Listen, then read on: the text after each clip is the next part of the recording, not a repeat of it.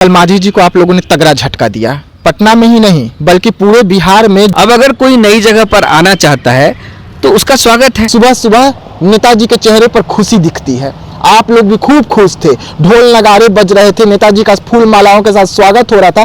शाम होते होते क्या हो गया? ये जो तीन विधायक इसमें नजर आ रहे हैं वो तीनों गायब तो है ना आपके संपर्क से? हमारे विधायकों के संबंध में जो कोई भी बात कही जा रही है, तोड़ रहे हैं मांझी जी के पार्टी को, आप तोड़ रहे हैं चिराग जी के पार्टी। पक्ष है जो एक नैरेटिव क्रिएट करने की कोशिश कर रहा है। देखिए, सुबह सुबह आरएलएम में खुशी की लहर थी, लेकिन शाम होते ही वो लहर जो है उदासी में तब्दील होती है, क्योंकि इनके रेंज से तीन विधायक जो है वो फरार हो जाते हैं। जिस तरीके से सुबह सुबह जीतन राम मांझी को उपेंद्र कुशवाहा तगड़ा झटका देते हैं और उनके कई कार्यकर्ता कई बड़े नेताओं को तोड़कर अपने दल में शामिल कर लेते हैं, लेकिन शाम होते ही इनके विधायक इनके रेंज से गायब रहते हैं। तो हम तमाम मुद्दों पर बात करेंगे। बात करने के लिए इस वक्त हमारे साथ में नितिन जी हैं। नितिन जी, सुबह सुबह नेताजी के चेहरे पर खुशी दिखती है, आप लोग भी खूब खुश थे, ढोल नगाड़े बज रहे थे, नेताजी का फूल मालाओं के साथ स्वागत हो रहा था।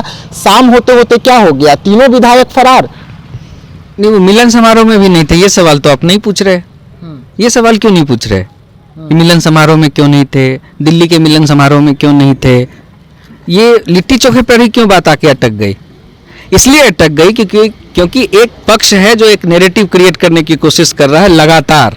चुनाव के परिणाम के बाद ये लगातार प्रयास हो रहा है, और इसलिए ये वो जो भी पक्ष है, मैं अपने अभी पूरी बात रख देता हूँ। मेरा केवल इतना कहना है कि मीडिया से मैं केवल इतनी उम्मीद तो जरूर करता हूँ कि आप जो कोई भी न्यूज चलाएं उससे संबंधित पक्षों का भी पक्ष जान लें।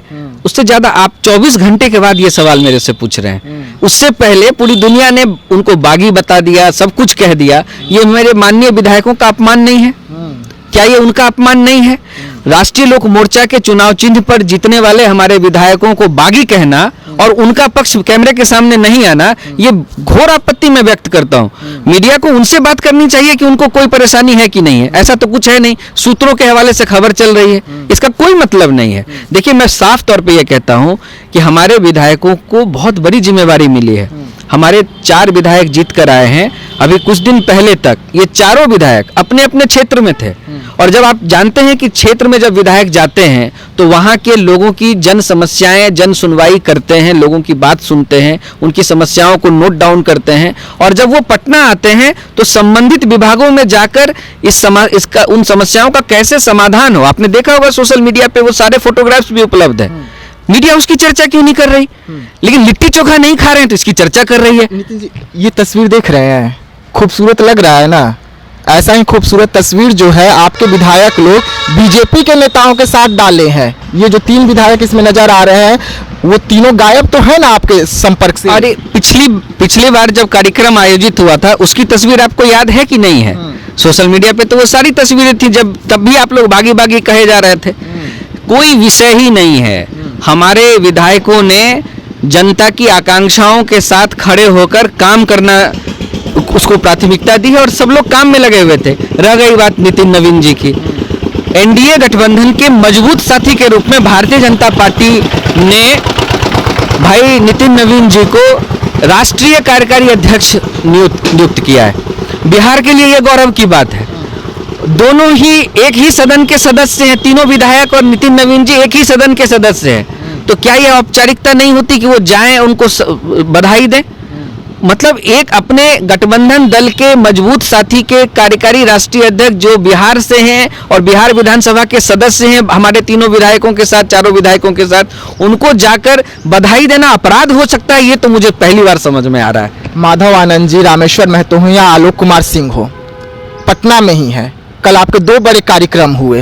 एक कार्यक्रम मिलन समारोह था, उसमें भी नहीं पहुंचे। दूसरा कार्यक्रम आपके आवास पे था उपेंद्र कुशवाहा जी के लिट्टी चोखा, उसमें भी नहीं पहुंचे। तो ये बगावत का तेवर नहीं है तो क्या तेवर माना जाए इसको? ये बगावत मीडिया के कहने से थोड़ी होती है। बगावत करने वाला बताए तब तो।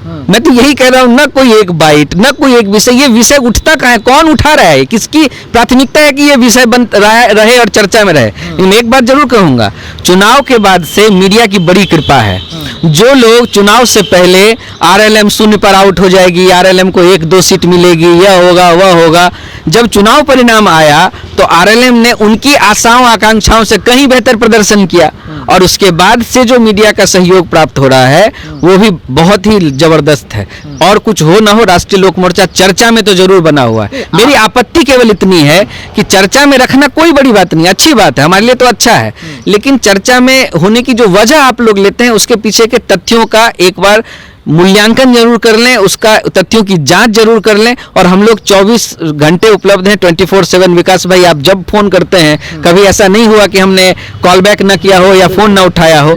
मैं मीडिया से अनुरोध करता हूं कि चीजों को, पक्ष को रखने से पहले दोनों पक्षों की बात आ जानी चाहिए, फिर आप रखिए, कोई दिक्कत नहीं। आप कह रहे हैं कि ठीक है, नहीं टूट रहे हैं विधायक, एक सेकंड के लिए मान लेते हैं कि आपके विधायक आपके पास है, लेकिन बीजेपी के मंत्री हैं, बिहार सरकार के मंत्री हैं, वो तो कुछ और बोल रहे हैं, वो तो कह रहे हैं कि हाँ है संपर्क में। आप तोड़ रहे हैं मांझी जी के पार्टी को, आप तोड़ रहे हैं चिराग जी के पार्टी को, तो बहुत अच्छा, सब कुछ सही। और अगर आपके विधायक भाग रहे हैं तो सब गलत। ये तो नैरेटिव क्रिएट करना बहुत गलत है। देखिए, बात क्या है कि हमने किसी पार्टी के विधायक नहीं तोड़े हैं। प्रमोद कुमार चंद्रवंशी कह रहे हैं ना कि हाँ संपर्क में है, मंत्री है। वो क्या कह रहे हैं मैंने सुना नहीं है। सबसे पहली बात तो ये है, उनका जब मैं बाइट देखता हूं तब मैं कुछ बोलता हूं, कोई बात मैं इस तरह से नहीं बोलता, क्योंकि मीडिया में कौन सी चीज कैसे आती है इसका अंदाजा भी मुझे है।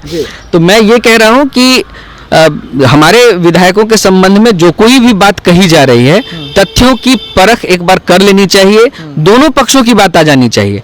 यदि आप हम लोग कोई दो पक्ष हैं नहीं, हमारे विधायक हैं, हमारे माननीय विधायक हैं, उनके संबंध में उनको बागी घोषित कर देना एक तरह से माननीय विधायकों का अपमान है, और हमारे तमाम उन वोटरों का अपमान है जिन्होंने उनको विधायक चुना है, सिलेंडर छाप पर चुना है, उनका भी अपमान है, उनके विश्वास का भी अपमान है। इसलिए अगर किसी विधायक ने कोई ऐसी बात कही हो, वो बाइट दिखा दीजिए, तब मैं इस विषय पर कोई बात कहूं, नहीं तो इस विषय का कोई मतलब नहीं है। और मीडिया को भी मुझे लगता है कि केवल सूत्रों के हवाले से कुछ भी चला देने से पहले तथ्यों की जांच कर लें। सूत्र तो नहीं है ना, आपके विधायक आपके कार्यालय नहीं पहुंच रहे हैं, कार्यक्रम में नहीं पहुंच रहे हैं, मिलन समारोह में नहीं पहुंच रहे हैं, पिछले कार्यक्रम में थे। वही तो मैं कह रहा हूँ, उस कार्यक्रम की तस्वीर क्यों गायब कर दी है आप लोगों ने मीडिया में? वो भी चलाइए, पिछले कार्यक्रम में आए थे, इतने लोग थे, वो कार्यक्रम से तो गायब कर, उसमें केवल वही नहीं थे, कई अन्य, आपने देखा होगा कि शाहबाद क्षेत्र के एमएलए एमएलसी जो चुने गए हैं वो सारे लोग उस कार्यक्रम में थे, हमारे विधायक भी थे। उसकी चर्चा तो कल कोई नहीं कर रहा। आप सेलेक्टिव क्यों हो जाते हैं?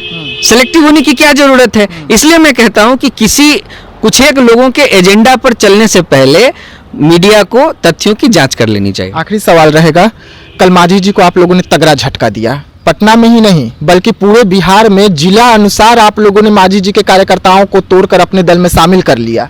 देखिए, एक तो ये तोड़ने वाली जो बात होती है, इस पर मेरी घोर आपत्ति है। हमने किसी के पास जाकर तोड़ने का कोई प्रयास नहीं किया है। जिन लोगों को पार्टी में आने की इच्छा थी और जिन लोगों ने पार्टी को छोड़ दिया है, उन लोगों ने नई जगह का चुनाव खुद किया है। अब अगर कोई नई जगह पर आना चाहता है तो उसका स्वागत है। हम क्या कहें कि भाई आप हमारे यहाँ मत ज्वाइन कीजिए, क्यों कहें? इसी तरह से आपने लोजपा की भी चर्चा कर दी बीच में। आदरणीय ए.के. वाजपेयी जी ने तो साफ तौर पे कहा उस दिन मीडिया के सवालों का जवाब देते हुए कि उनकी व्यक्तिगत कुछ समस्या वहां रही होगी, लेकिन बहुत पुराने मित्र हैं उपेंद्र कुशवाहा और ए.के. वाजपेयी साहब। उन दोनों की मित्रता के आधार पर वाजपेयी साहब का प्रस्ताव आया, जिसको स्वीकार किया गया। मुझे लोजपा के किसी प्रवक्ता का एक बाइट सुना दीजिए, मुझे हम पार्टी के किसी प्रवक्ता का एक बाइट सुना दीजिए कि हमने पार्टी का कोई नुकसान कर दिया है ये करके। उनकी तरफ से नहीं है, तो ये मीडिया से सवाल आ रहा है, यही तो मुझे समझ में नहीं आता। अगर उन्होंने कोई आपत्ति की होती, उन्होंने कोई सवाल उठाया होता, तब तो मैं जवाब देने के लिए तैयार था। ये तो कोई विषय ही नहीं है। आखिरी सवाल रहेगा, जा रहे हैं उपेंद्र जी राज्यसभा, या इसमें भी पेच फंसा हुआ है? देखिए, एनडीए है ये, इंडिया और महागठबंधन नहीं है कि फ्रेंडली फाइट करेगा। यहाँ जो कुछ होगा बंद कमरे में आपसी बात विचार विमर्श के बाद जो तय होगा उसकी घोषणा सार्वजनिक की जाएगी, और उससे पहले कुछ भी बोलना मुझे लगता है कि ये गठबंधन के लिए उचित नहीं है।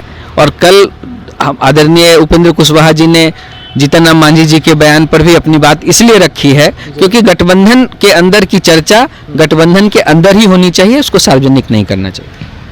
चलिए, उपेंद्र कुशवाहा जी के विधायकों को लेकर बड़ा दावा किया जा रहा है। कहा जा रहा है कि वो रेंज से बाहर है, टूट के कगार पर हैं, लेकिन पार्टी यहाँ पर कह रही है, उनके प्रवक्ता यहाँ पर कह रहे हैं कि मजबूती के साथ विधायक जो है हमारे साथ खड़े हैं और इसी तरीके से खड़े रहेंगे। अब देखने वाली बात होगी कि समय जब आती है तो क्या कुछ निकलकर सामने आता है, लेकिन दावा अपनी और तस्वीर अपनी और। तो ऐसे तमाम खबरों के लिए रहिएगा हमारे साथ, दीजिएगा इजाजत, धन्यवाद।